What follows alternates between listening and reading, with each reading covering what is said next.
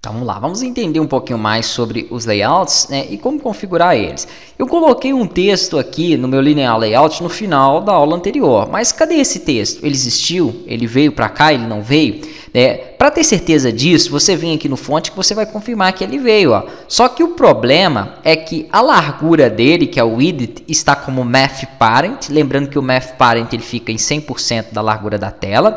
Né? A mesma coisa que está o botão. E esse é um layout que eu não tenho aqui uma definição de orientação, porque para os layouts nós temos duas orientações, que é vertical ou horizontal. A vertical ele empilha um abaixo do outro, a horizontal fica um do lado do outro. Como ele não tem orientação, automaticamente ele fica sendo um layout horizontal. Então significa que aquele recurso de texto que nós fizemos, ele está preso aqui à direita do botão, porque os dois ocupam 100% da tela. Então não tem como os dois ficarem visíveis. Com isso mantém o primeiro que já estava. Se você clicar nessa seta, aumenta um pouquinho aí o zoom, claro, para facilitar, você vai ver que vai ter texto de um lado, ele vai recolher, porque ele vai deixar de receber o math, né? Ele vai passar a receber o wrap, aqui aliás é o contrário, ele vai, vamos aqui, não é isso mesmo, no nosso botão ele deixou de receber o math, que é 100%, e recebe o wrap, ok? E aí como ele recolheu, nós temos aqui o texto sendo visível com o que sobrou,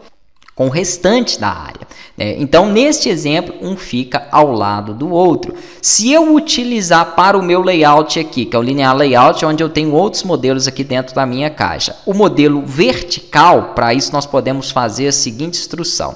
Aqui dentro eu já mostrei para vocês, que vocês têm algumas propriedades de layout, vocês têm alguns recursos para poder passar aqui para o componente, para o objeto. Vem aqui pelo código também nós podemos fazer. Então eu venho aqui e coloco o seguinte, eu pego o meu, vamos pegar a estrutura aqui, ó.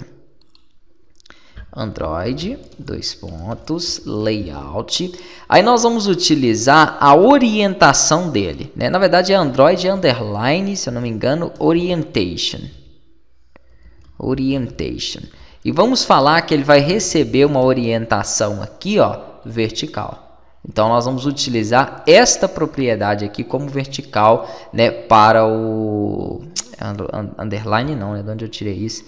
Para o nosso componente, beleza? Quando eu retornar aqui no design, ó, nós vamos ter um abaixo do outro. Por quê? Porque agora eu defini que a orientação desse layout aqui seria vertical. Então aí eu posso colocar aqui, ó, 100%, e esse também já está em 100% porque ele está como math. E aí eu faço as configurações da forma em que eu achar melhor. Depois nós veremos outros tipos de layout, mas basicamente o layout que eu mais vou estar utilizando é esse tipo de layout mesmo, com orientação vertical. Aqui, por exemplo, a gente fazer um login, basicamente o que eu preciso é isso, 2 textos, um botão, algo desse tipo. Esses textos também terão as suas propriedades. Aqui, por exemplo, em main, ele tem um ID, que também pode ser alterado lá no código. Eu vou chamar ele de txt usuário, e o texto dele está com esse medium text, eu não quero texto nenhum, então eu posso limpar essa informação aqui, ó. Maravilha. Eu tenho que deixar essas diretivas iniciais, que é o @+id, tá? Que é o que faz com que ele entenda que aqui vai existir um nome, um ID, um identificador para essa caixa de texto. Quando eu for chamar via programação, não preciso me preocupar com isso. Eu não tenho que chamar e nem passar nenhuma informação para ele, de @+id, nada disso. Eu vou colocar o nome dele, que ele já vai entender qual objeto é. Já vou mostrar ali, eu não vou focar tanto nisso, porque como eu vou dar uma explicação aqui bem superficial, porque eu tenho cursos também aí mais introdutórios em Xamarin, ok? Aqui no estilo você pode mexer também no tamanho do texto, nos tipos aqui que você vai querer, por exemplo, para ele trabalhar. Então ali, ó, 12, ele ficaria menor, no tamanho 20, ele já ficaria um texto maior. Quanto maior eu colocar aqui, maior a minha caixa de texto, tá? E a mesma coisa no botão também, ele tem essas propriedades aqui, inclusive com coloração também, background e alguns outros recursos. Então acredito que aqui deve estar com tamanho, não sei se é 16 ou algo do tipo. Isso, ó, colocar 20, ele fica um pouquinho maior ali, então nós já temos um botão com um destaque maior. Aqui, por exemplo, no texto dele, vamos supor que eu coloque aqui login, e eu tenho aqui já um botão simulando um login. E como que eu faço então o evento para esse botão?